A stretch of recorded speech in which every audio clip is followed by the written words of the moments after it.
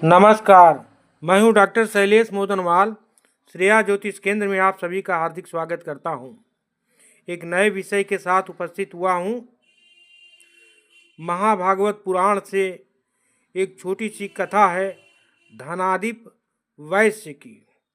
धनादीप वैश्य की कथा ये माँ गंगा के महात्म के ऊपर है। गंगा मैया का महात्म जो है कलयुग में बहुत ज़्यादा है और उसी क्रम में धनादीप वैश्य की कथा प्रस्तुत है। धनादीप नाम का एक महापापी वैश्य था। वह प्रतिदिन चोरी के काम में लगा रहता था और सदा पराई स्त्रियों में आसक्त रहता था। वह पापात्मा देह त्याग कर यमराज के अधीन हो गया और यमराज ने उसे आशीपत्र नामक नरक में ढकेल दिया। उसका बिना जला शरीर जंगल में पड़ा रहा। भूख से पीड़ित एक गीदड़ उस मृत देह को खा रहा था। इसी बीच उस जंगल में रहने वाला एक गीधराज वहां आ गया और उसने उस गीदड़ को वहां से भगा दिया तथा स्वयं उसे खाने लगा। अत्यंत थके हुए उस गीध ने गंगा में आकर जल पिया। उसकी चोंच पर लगा हुआ उस धनादीप का मांस गंगा जल में मिल गया। उस जल के स्पर्श मात्र से वह पापी, घोर पापी, पाप से मुक्त हो गया और शिव रूप होकर स्वर्ग चला गया।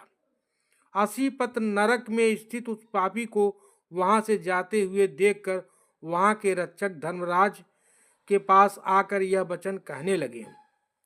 रक्षक गण बोले, हे प्रभु, आपने जिस पापी को असीपत्र नरक में रखा था वह तो साक्षात शिव देह प्राप्त कर स्वर्ग चला गया। यह सुनकर यमराज को महान आश्चर्य हुआ। पुनः अपनी ज्ञान दृष्टि से उसका कारण जानकर वे अपने रक्षकों से कहने लगे। यमराज बोले, हे दूतों, गीदड़ के द्वारा खाए गए मांस के गंगा जल से स्पर्श हो जाने से अत्यंत पापी होने पर भी वह वैश्य अकस्मात मुक्त हो गया।